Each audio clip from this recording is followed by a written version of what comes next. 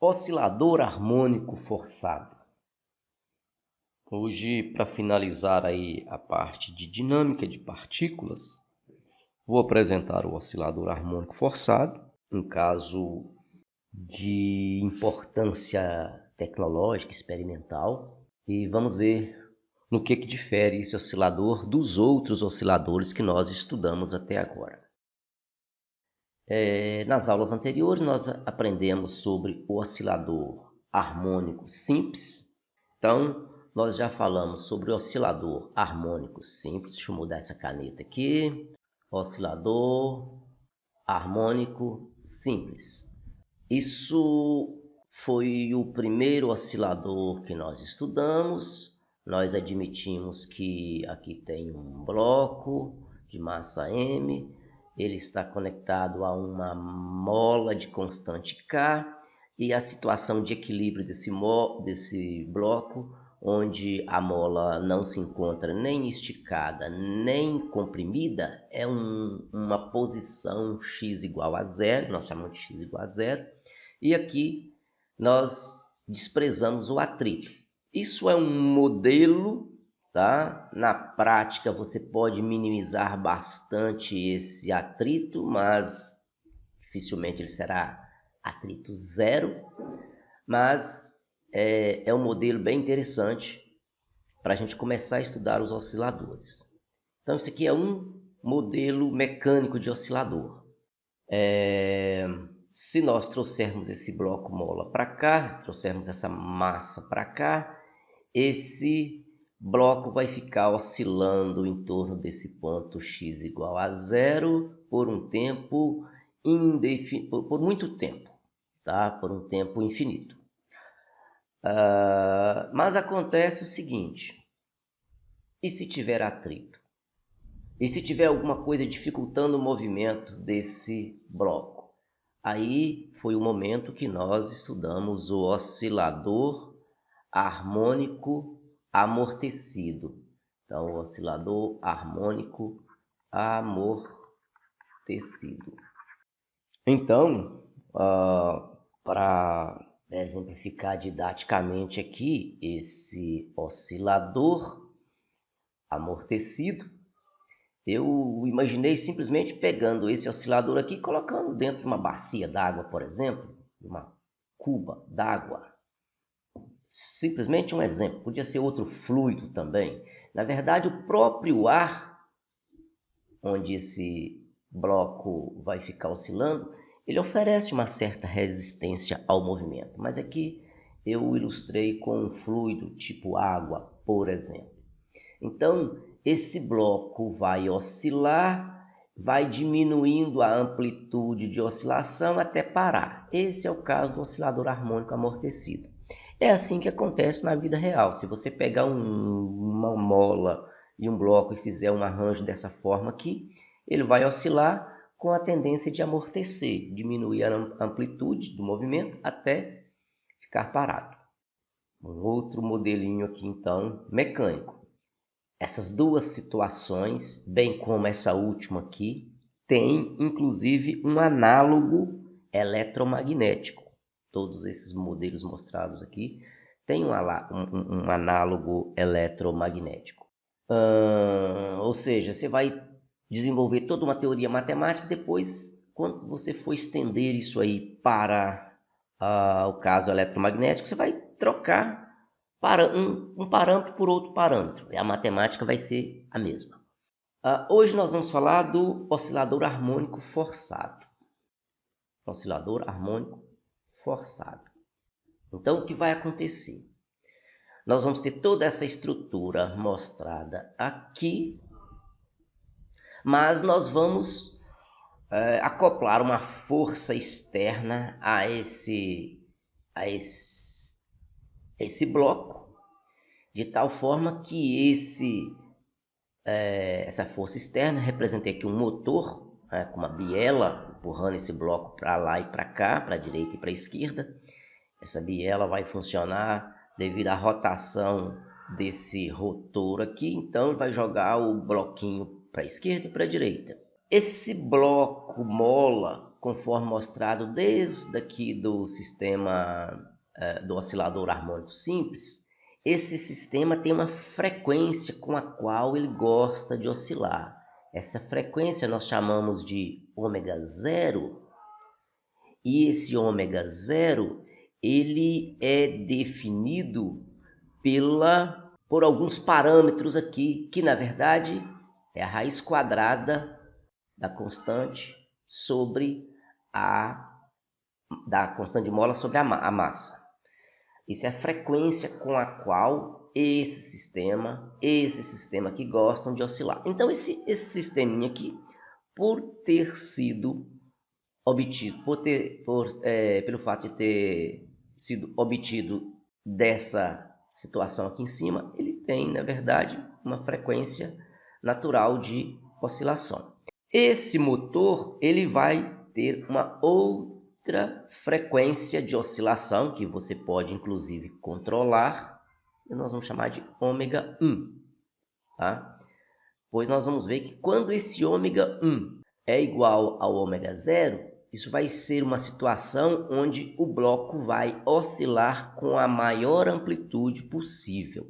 É uma situação que a gente chama de ressonância, de ressonar, tá?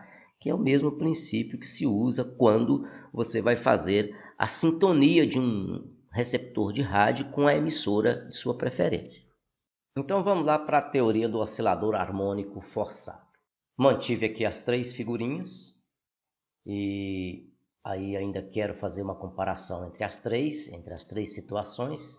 Portanto, está escrito aqui o oscilador harmônico forçado. Vamos ver os casos estudados até aqui. Já adiantei na tela anterior aí sobre os casos oscilador harmônico simples, né? Que matematicamente você deve lembrar que a única força que atuava era a força da mola aqui. E essa força que a mola exerce na massa é uma força igual a menos kx, já estudado aí. Então, nós chegamos nessa equação diferencial, nós já resolvemos essa equação diferencial. Quem esqueceu da solução dessa equação diferencial, basta voltar nos vídeos anteriores e vai verificar isso aí com detalhes. Nós estudamos também o oscilador harmônico amortecido, cujo modelinho colocado para vocês é esse aqui, modelinho mecânico. Existem outros, mas resolvi representar esse aqui. E o que difere do oscilador harmônico simples? É que aqui agora entra um termo de amortecimento que se deve também a esse fluido. Tá? Esse bloco agora está se movimentando sujeito a uma força resistiva devido ao fluido. Então vai aparecer mais essa força aqui, ó. Essa resistência que o fluido exerce ao movimento do bloco é uma força proporcional a γV. Gama é uma constante e essa constante vai estar relacionada com a viscosidade desse fluido, bem como com o formato geométrico desse objeto que está movimentando no interior desse fluido. Então, nós vamos chegar nesta equação diferencial, cuja solução nós já obtivemos também, é só verificar nas aulas anteriores. Então, nesse caso, quando tem um movimento amortecido, nós temos esta equação diferencial. Só para facilitar aí os parâmetros, esse K sobre M, né? Lembre que K é um parâmetro inicial do problema, M também é um parâmetro inicial do problema. Isso aqui está relacionado com a mola, isso aqui está relacionado com a massa, e esse termo todo, essa razão aqui, nós chamamos de ômega ao quadrado, que é, na verdade, a frequência natural de oscilação do sistema. Dado esse nome aqui, feita essa mudança de notação, inclusive para facilitar a resolução matemática aí da equação diferencial. Esse gama sobre m, isso aqui está relacionado com a viscosidade do fluido e a geometria do objeto, que continua sendo a massa. Então, chamamos isso aqui de 2b, simplesmente para colocarmos isso aqui no formato de uma equação de segundo grau mais adiante, que vai facilitar não precisar de escrever raiz quadrada, não precisar de escrever fração. Então, é uma maneira bacana de escrever a equação trocando esses parâmetros aqui. No final do problema, você tem que voltar em todos esses parâmetros, K, M e gama.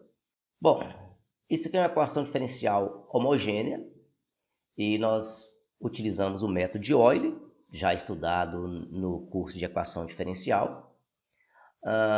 E aqui, então, nós temos a equação característica desta equação diferencial. Então, aqui você tem uma equação algébrica que, resolvendo, você vai utilizar a forma de Bhaskara, tudo aquilo que você já aprendeu, inclusive lá no ensino médio.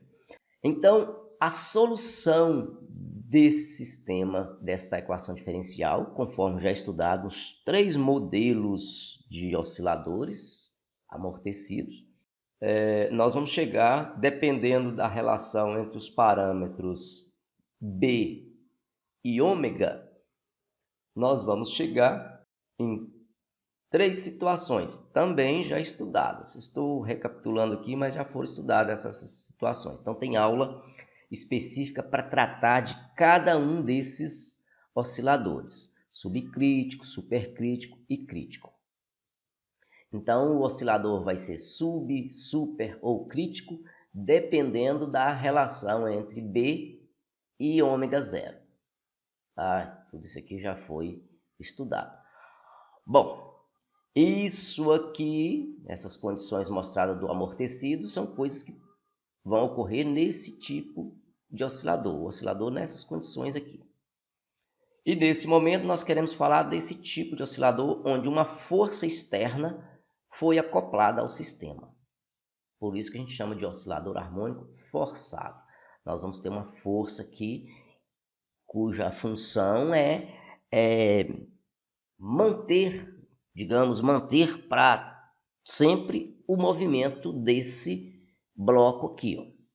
Se não tiver essa força externa, o movimento vai ser amortecido até chegar na amplitude zero, consequentemente parar. Então, nesta situação aqui, nós temos a força externa, que é o caso que a gente quer ver nesse momento. Bom, então vamos ver aí o que aparece no oscilador harmônico forçado. Então, esses 2 termos aqui depois da igualdade já é do nosso conhecimento. E no assunto de hoje vai aparecer esta força externa que eu representei aqui nesse modelinho como esse motor exercendo um movimento de vai e vem nesse bloco. Então aqui nós temos um rotor, temos uma biela e isso vai fazer com que o motor, com que o bloco oscile para a esquerda e para a direita, tá? Vamos pensar numa situação bem usual em relação a essa força externa. Vamos pensar numa força externa que tem um caráter senoidal ou cossenoidal, ou seja, uma função periódica. Muito comum na sua vida, você já passou por experiência desse tipo. Momento em que você tem lá, por exemplo, um balanço e você fica aqui do lado, auxiliando esse balanço manter de maneira definitiva o seu movimento. Manter o movimento de oscilação por um tempo infinito, digamos.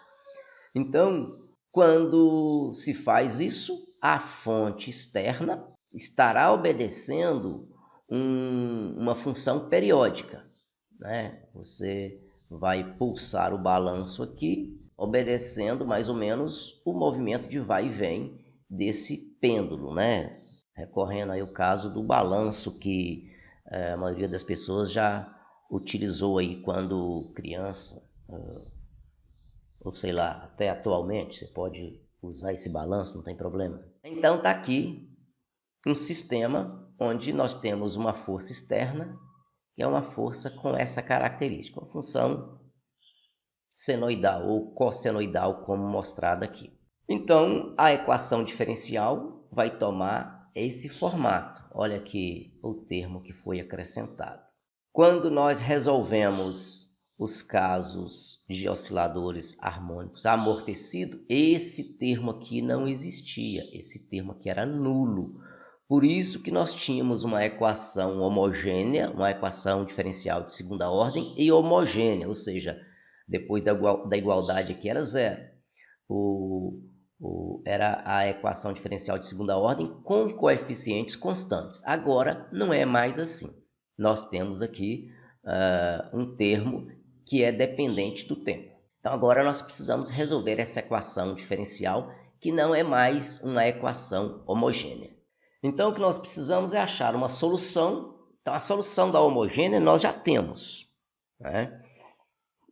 Nós já resolvemos isso aí em aulas anteriores, onde nós vimos 3 casos, né, para essas equações diferenciais homogêneas. Agora nós temos que buscar uma solução onde a equação diferencial não é mais homogênea.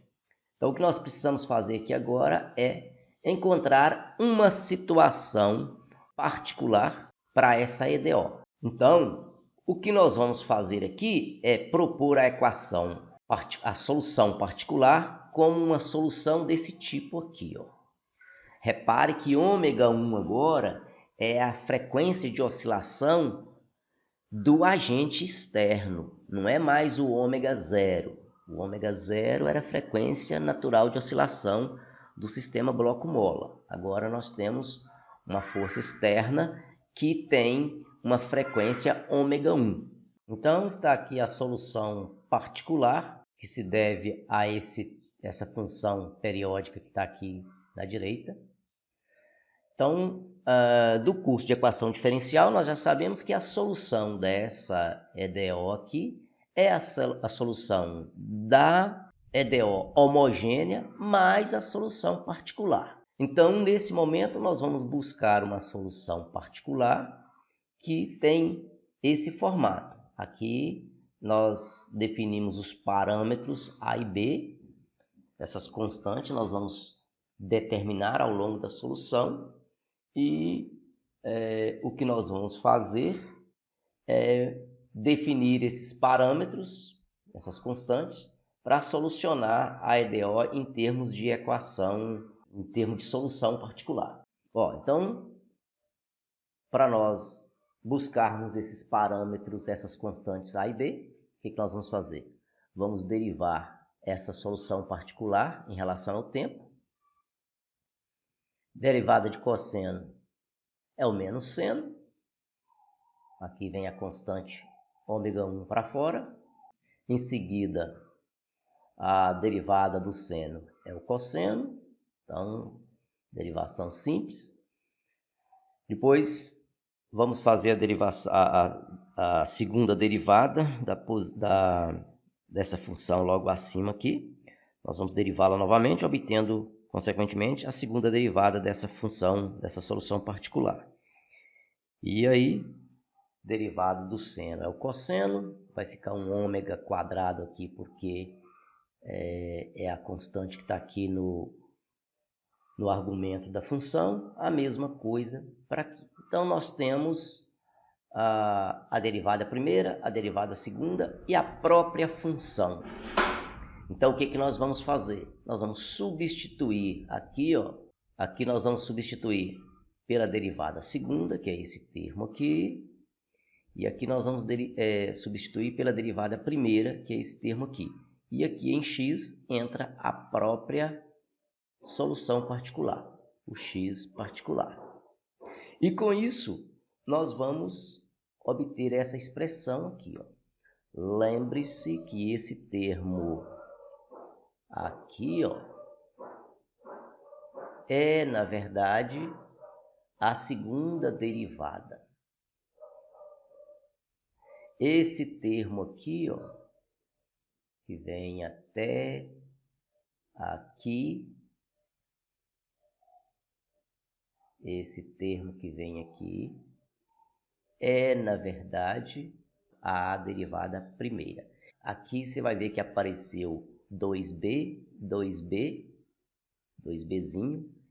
Isso porque 2b é gama sobre m. Então, o lugar que iria aparecer gama sobre m, conforme aqui, ó, gama sobre m, vai ficar 2b.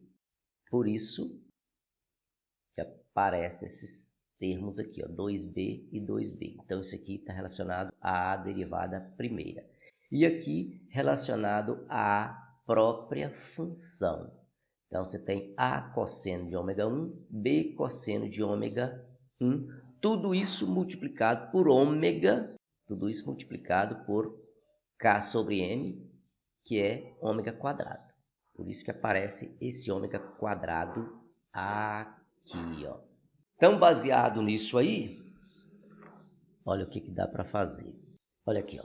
Tudo isso aqui está relacionado à função cosseno.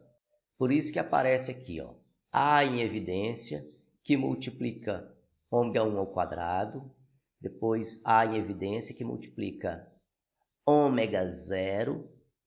Depois, 2b, que multiplica, aliás, 2b, 2bzinho, bzão, que multiplica ômega 1. E é isso daqui, ó. Aqui, cadê? Isso aqui, ó. E lá do lado direito, quem acompanha cosseno de ômega é F0 sobre M, tá aqui.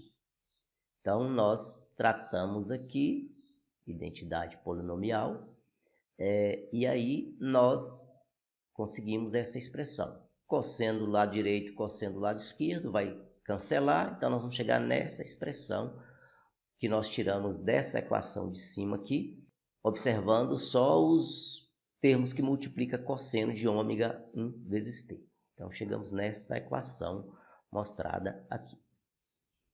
Da mesma forma, nós podemos fazer para o seno. Olha aí, ó.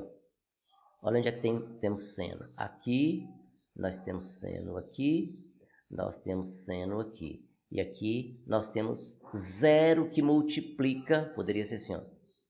Zero que multiplica seno de ômega 1 vezes t.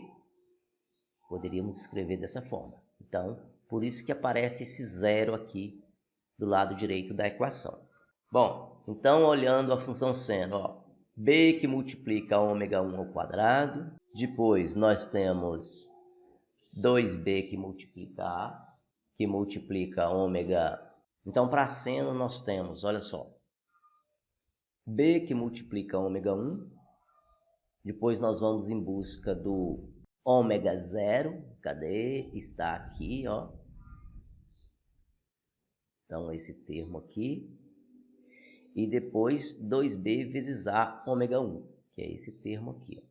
E do lado direito nós temos 0 que multiplica seno de ômega, ou seja, nós não temos seno de ômega 1 do lado direito, portanto fica dessa forma aí.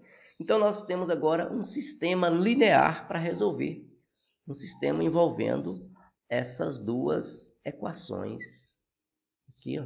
Então agora nós vamos resolver essas equações para as incógnitas Azão e Bzão e vamos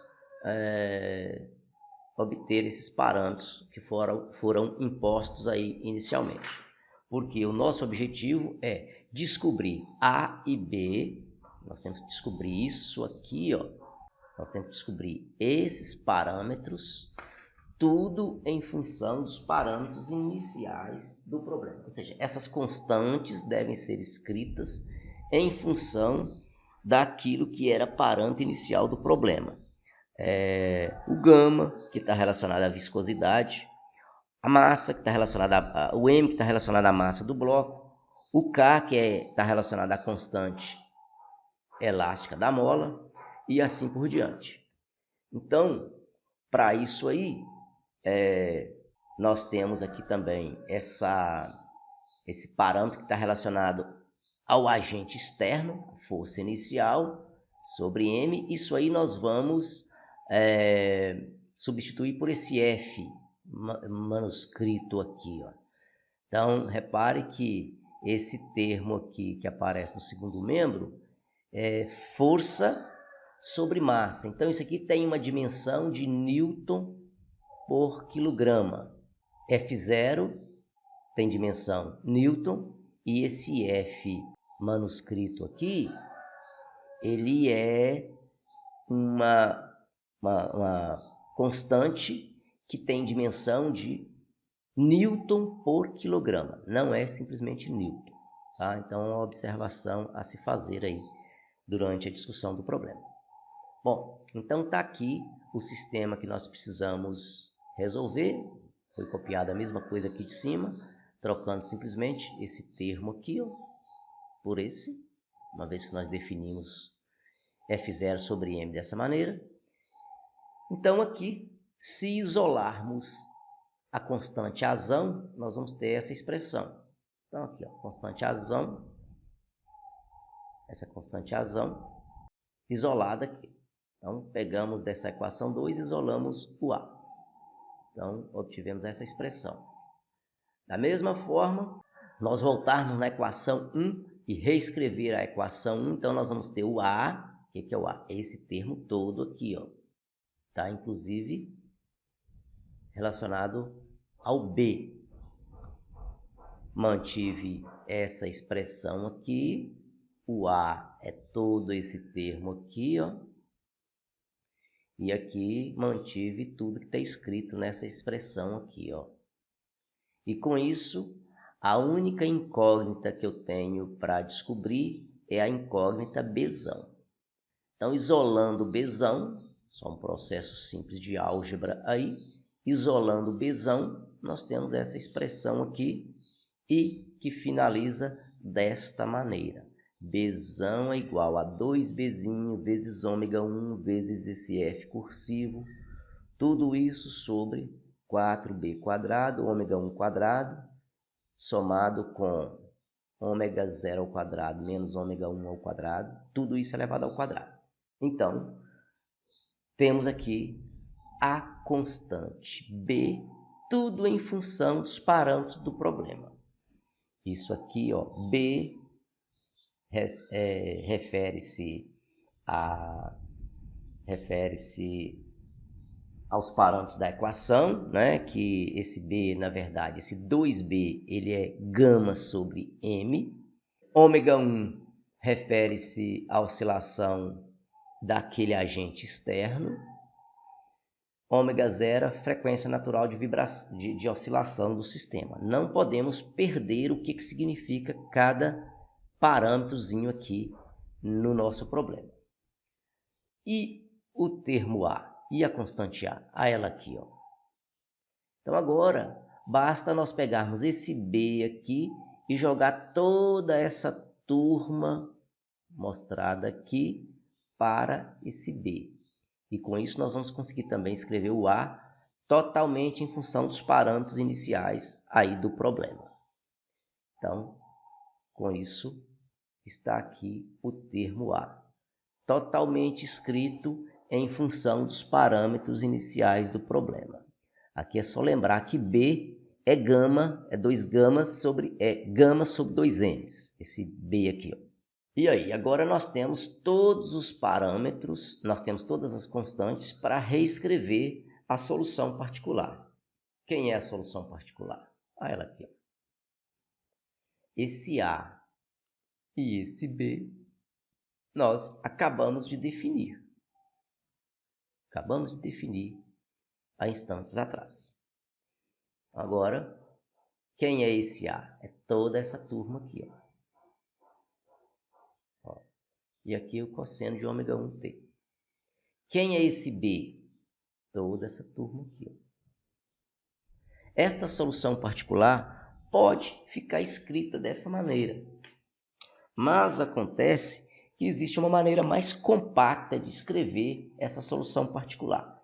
Para escrever essa solução particular de uma maneira mais completa, basta definir esses parâmetros aqui, ó, como cosseno de θ.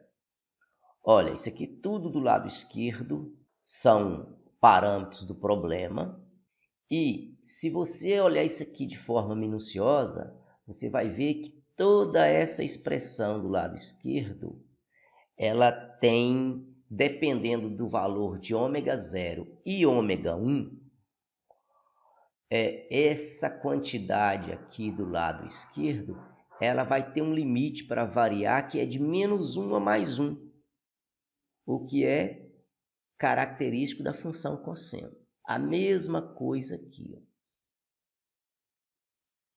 Essa expressão, dependendo da relação entre ômega 1 e ômega 0, essa quantidade varia de -1 a +1, que está relacionado com a função seno. Então, foi definido assim. E lá no final do problema, vai aparecer θ, mas se você quiser reaver o θ em função dos parâmetros iniciais do problema, é só você voltar nessa expressão aqui. Então, é uma maneira para a gente escrever esta expressão, que é a solução particular, em função dos parâmetros iniciais e de uma forma mais compacta. Após fazer a substituição desses parâmetros em função de seno e cosseno, nós vamos chegar nessa expressão aqui para a solução particular. E aí, voltando aqui, ó, note que o radical, ou seja, o denominador, ele é comum nas duas parcelas. Então, vou colocar esse f manuscrito e esse denominador em evidência e tenho essa expressão mostrada aqui. Isso é a solução particular. Lá na trigonometria, se você retornar lá aos assuntos de trigonometria, você vai ver que cosseno de alfa menos beta, cosseno de x menos y, né? Ou cosseno de alfa menos beta, é cosseno alfa, cosseno beta, seno alfa, seno beta. Aqui é menos, aqui vai passar a ser mais. Só voltar lá nas relações trigonométricas estudadas lá no ensino médio, você vai recordar disso aqui. Vai recordar isso aqui. Então, ó, no lugar que tiver cosseno θ, cosseno desse argumento, seno de θ, seno desse argumento, eu posso escrever cosseno de θ menos ômega 1t. Eu posso escrever todo esse termo como sendo cosseno de θ menos ômega 1t, ou escrever cosseno de ômega 1t menos θ. Lembrando que cosseno é uma função par, então fazer cosseno de x e cosseno de menos x dá a mesma coisa.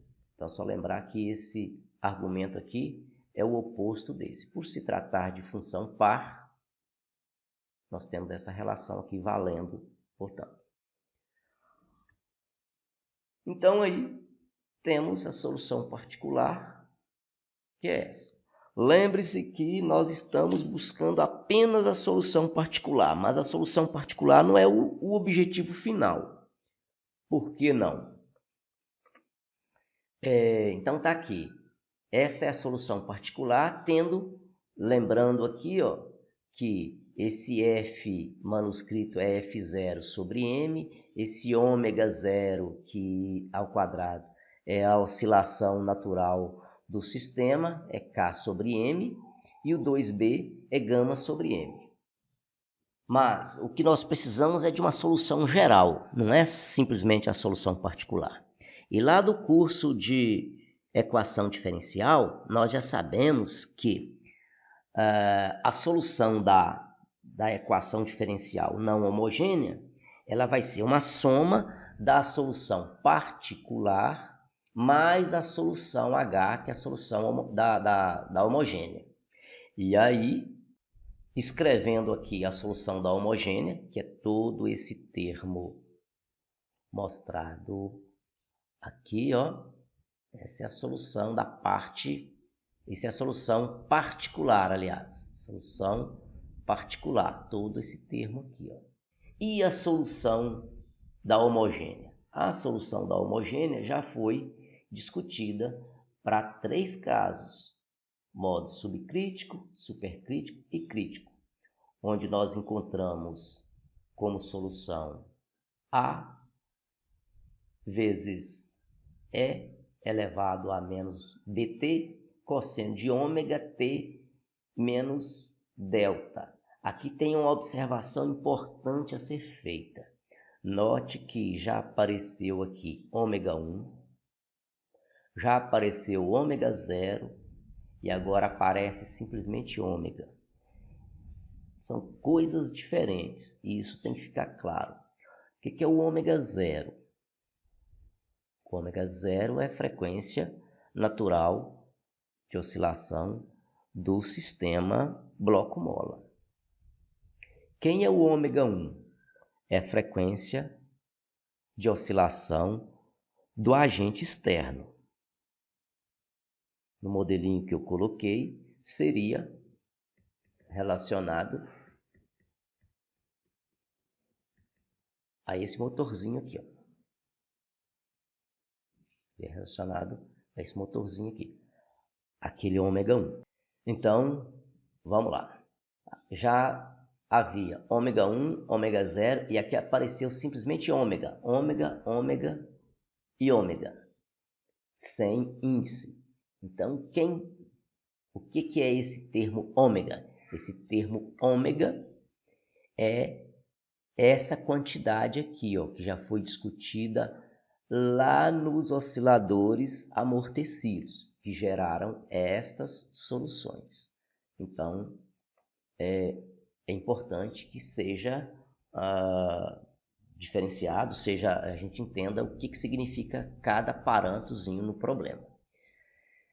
Então, se estamos diante de um oscilador no modo subcrítico e colocamos uma força externa, a solução será essa parte somada com essa parte aqui, ó. Se nós estamos diante de um oscilador supercrítico, nós vamos ter essa solução particular mais essa parte aqui referente ao supercrítico. Se nós temos um oscilador crítico, nós vamos ter, portanto, ao colocar uma fonte externa, nós vamos ter essa solução somada, nós vamos ter essa parte aqui somada com essa parte aqui, onde já foi dito para você o que significa cada termo. Tá? O B é aquele gama sobre 2Ms, T é tempo, ômega 1, ômega 1 e ômega 0 já foi discutido com você o que significa. Não são exatamente as mesmas coisas, tá? Tá tudo relacionado com frequência, mas são parâmetros diferentes. Então, está aqui a solução geral para o oscilador harmônico forçado. Esta é a solução geral.